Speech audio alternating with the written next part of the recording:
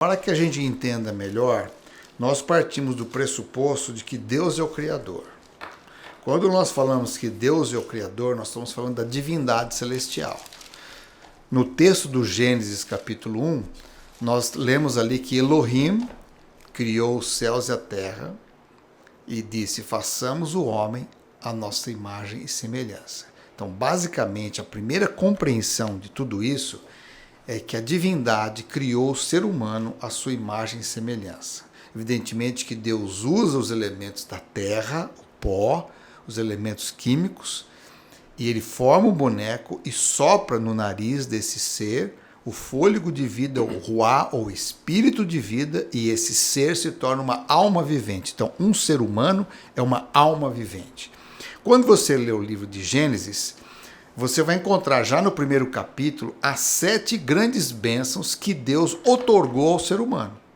Então, a primeira delas foi a sua autorrevelação. Deus se revelou a nós. E por isso que o texto começa. No princípio, Deus criou. Ou seja, Deus usa o verbo bara, que é criar do nada. Bereshit bara Elohim, que quer dizer que Deus se revela criando as coisas do nada. E aí ele vai descrevendo cada ação que ele cria por sua palavra.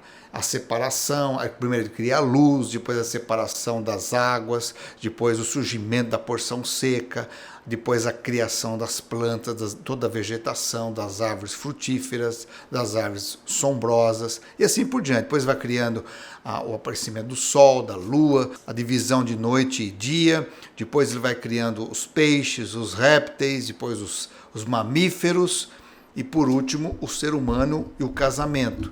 E o 7º dia, o sábado. Então, nessa descrição, primeiro tem a bênção da revelação de quem Deus é. Segundo, você tem a bênção da criação da vida. A vida aos animais, a vida às plantas, a vida aos seres, a vida ao homem e à mulher. Uma terceira bênção é o casamento. E tanto é que Deus declara a sua bênção para nós, dizendo: sede fecundos, crescei e multiplicai. Então, essa é uma bênção. Casamento. Uma quarta bênção, Deus deu o meio ambiente. Para o homem, envolve os animais. Por isso que a primeira vez que aparece a palavra bênção no texto bíblico, ela é dada aos animais. Sede fecundo, semelhante ao que Deus vai dizer para o ser humano no 6º dia. Então, os animais faz parte desse meio ambiente, o cuidado que nós temos que ter com a vida. A quinta bênção foram os recursos. Deus deu para o homem a terra para ser administrada, cultivada, cuidada, transformada. Então, os recursos, que depois veio a ser dinheiro, veio a ser propriedades, assim por diante. A sexta bênção que Deus deu foi os alimentos. Os alimentos é o combustível da vida. Deus deu alimentos para os animais, deu alimento para as próprias plantas, deu para todos os tipos de animais, inclusive para o homem, que deu os frutos, os cereais, as sementes. Então, isso são bênçãos, porque através do alimento o homem poderia saborear, poderia desfrutar dessas bênçãos de Deus. E por último, a 7ª bênção foi o sábado.